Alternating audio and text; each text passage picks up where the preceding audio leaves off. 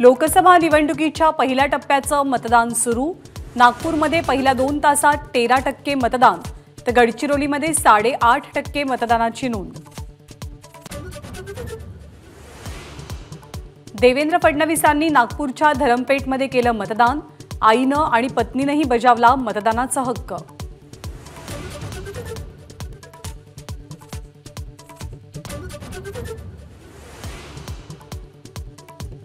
मला विश्वास आहे की निश्चितपणे मतदान चांगलं होईल आणि या निवडणुकीत मी रेकॉर्ड ब्रेक मार्जिननी विजय होईल असा मला विश्वास आहे।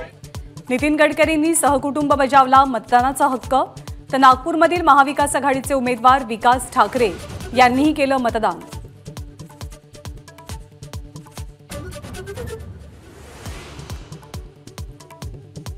देश के हित को ध्यान में रखकर अपना विचार स्वयं करके मतदान करना चाहिए। सरसंघचालक मोहन भागवत यांनी सकाळी 7 वाजताच केलं मतदान। नागपूरच्या भाऊजी दप्तरी शाळेतील मतदान केंद्रावरती बजावला हक्क।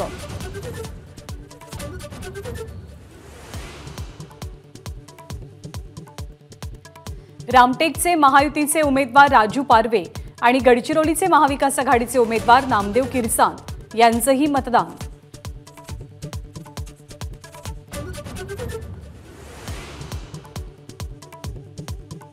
मी आणि या क्षेत्राचे दिवंगत खासदार बाळूभाऊ धानोरकर हे जोडीनं मतदान करायला यायचं, पण आज त्यांची उणीव कायम मला जाणवत आहे।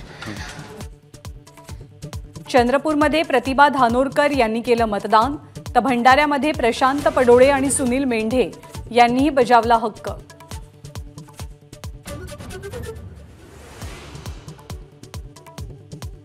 ज्येष्ठ समाजसेवक डॉक्टर विकास आमटे यांनी आनंदवनमध्ये बजावला मतदानाचा हक्क। निवडणुकीच्या समुद्रमंथनातूनच चांगले राजकारणी पुढे येतात, आमटेंचं वक्तव्य।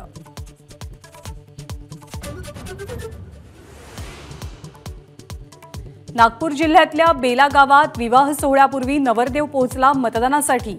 मतदान करूनच नातेवाईकांसह विवाहस्थळी रवाना।